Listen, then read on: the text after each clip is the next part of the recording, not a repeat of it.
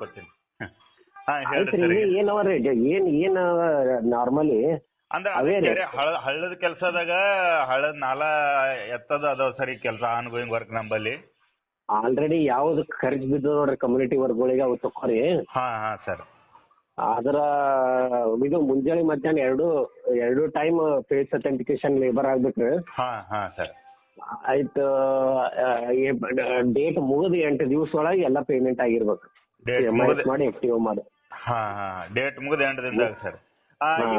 ಈ on going ವರ್ಕಿಂದ ಹೇಳಿದ್ರಿ sir, ಹೊಸ ವರ್ಕಿಂದ ಸರ್? ಹೊಸ ವರ್ಕ್ ಇನ್ನ ವೇಟ್ ಮಾಡ್ರಿ.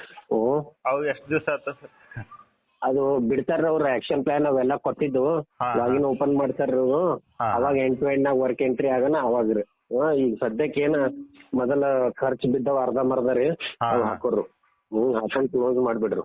ಅದೇ ಅದೇ ಸರ್. ಸುಮ್ಮ ಅಂದಾಜು ಹೊಸ ವರ್ಕಿಂದ ಯಾವಾಗ ಬರ್ಬೋದು ಸರ್ ನಿಮ್ಗ ನಾಲೆಜ್ ಪ್ರಕಾರ? ಈಗ ಗೈಡ್ ಲೈನ್ ಬರ್ತದ್ರಿ ಸೂನ ಬಟ್ ಅಂದ್ರೆ ಹೇಳ್ತೇವ್ರಿ ನಿಮ್ಗೆ. ಅಂದ್ರೆ ಒಂದ್ ವಾರ ಒಳಗೆ ಬರ್ಬೋದು ಸರ್? 15 ದಿನ ಹೋಗ್ಬೋದು ಸರ್? ಇಲ್ಲ ಅದ್ರದ್ದು ನಡುವ್ರಿ ವಿ ಸಿ ಎಲ್ಲ ತಗೋತಾರ್ರಿ. ಈಗ ಮತ್ತ ನಾಳೆ ಶನಿವಾರನೂ ಅದರಿ. ಬಟ್ ಏನ್ ಗೈಡ್ ಲೈನ್ ಬರ್ತದ ಎಲ್ಲಾ ಕಡೆ ಇಡೀ ಕರ್ನಾಟಕನಾಗೆ ಬರ್ತದ.